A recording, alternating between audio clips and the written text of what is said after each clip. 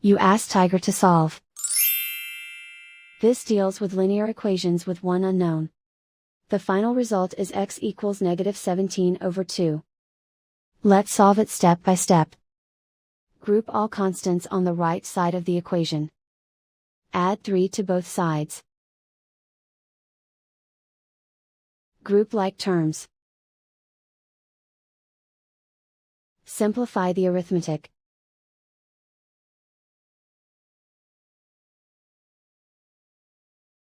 Isolate the x.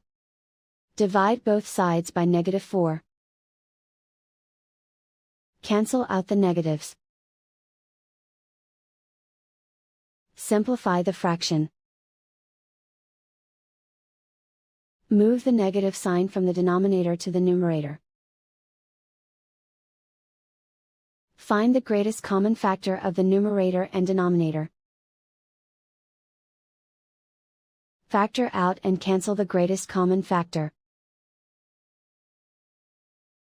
And so the final result is x equals -17/2.